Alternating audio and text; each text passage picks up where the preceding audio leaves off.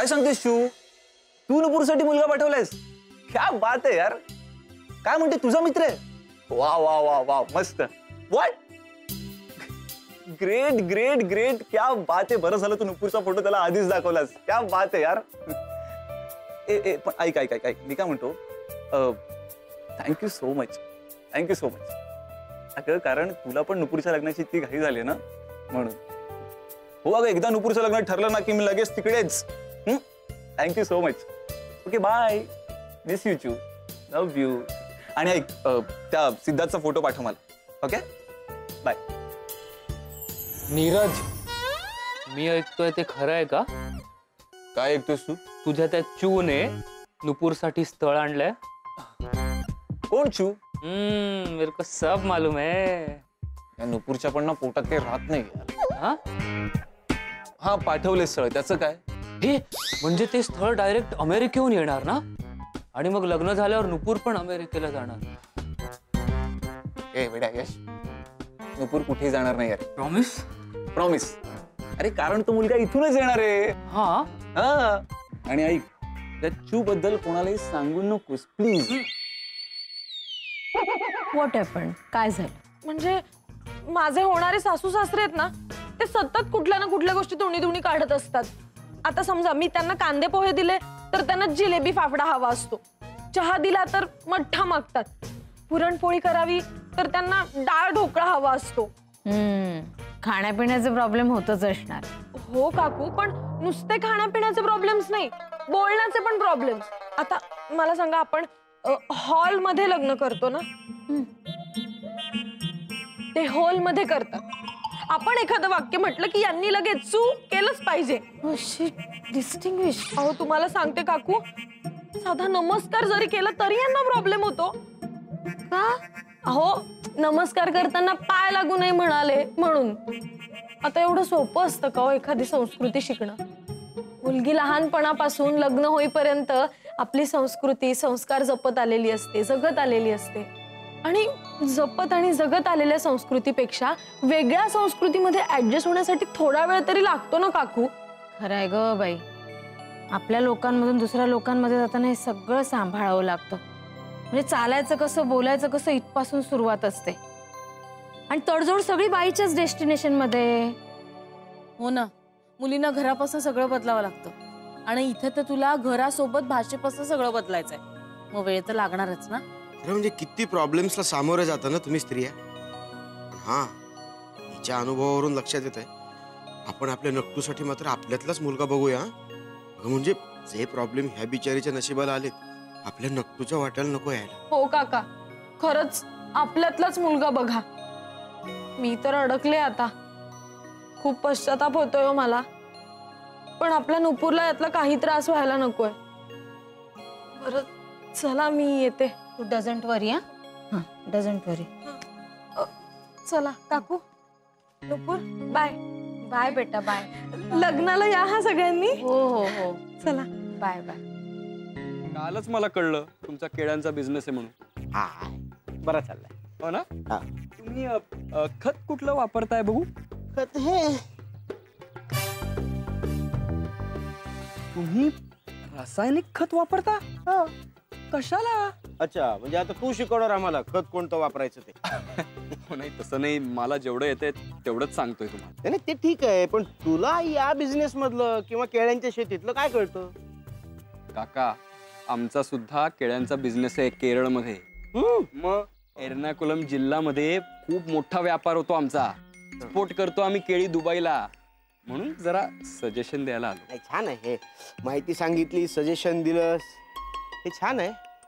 पण हे काय चाललंय ते मी ओळखलं बरं का. काय काय चाललंय? 10 वेळेस बघितलंय DDLJ. 10 वेळेस शाहरुख खान बनण्याचा प्रयत्न चाललाय तुमचा. काका पकडला ना.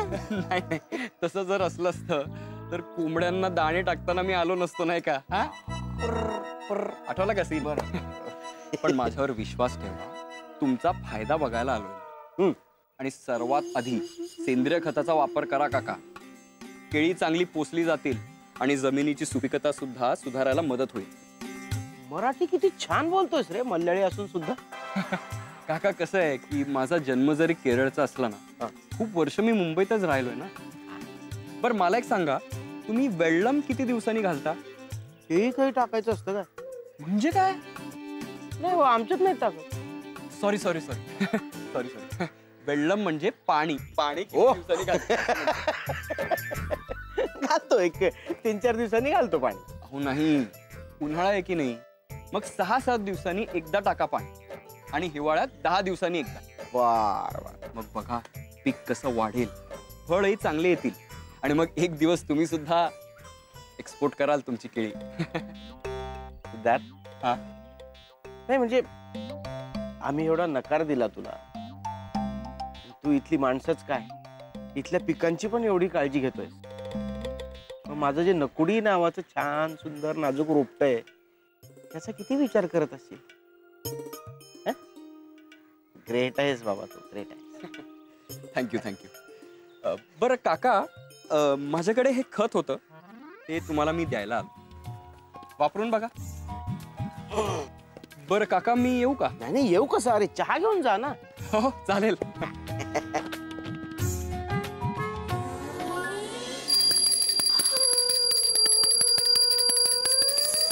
शैलावंश, कुठल्या जन्माचा सूड उगवताय हो त्या झाडावर?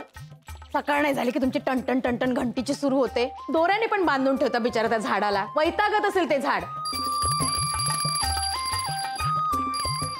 मद्रासी अण्णा कुठं? मद्रासी नाही, असो असो, ते सूर्यकांत अण्णांना भेटलो.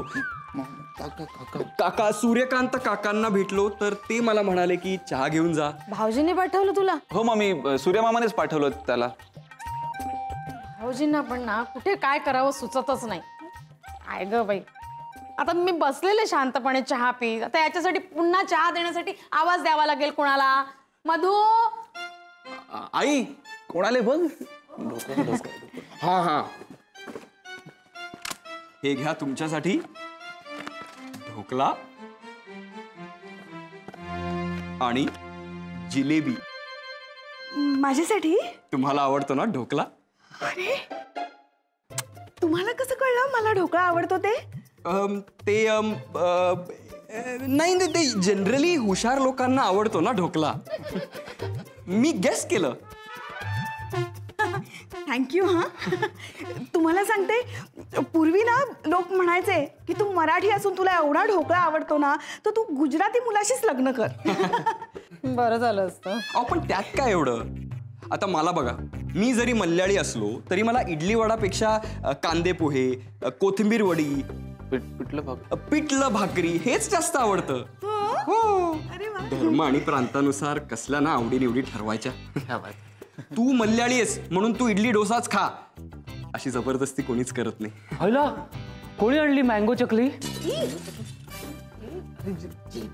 सॉरी, लांबून चकली सारखी दिसली. मी खाऊ? हो घे ना, विचारायचं काय बाळा, घे. थँक्यू जीजू अण्णा. लता काकी, येस बॉय. तुम्हाला इंग्लिश भाषा आवडते ना? Very very much. मला तुमचं इतकं कौतुक वाटतं माहितीये का? का? I am proud of you. Same to you.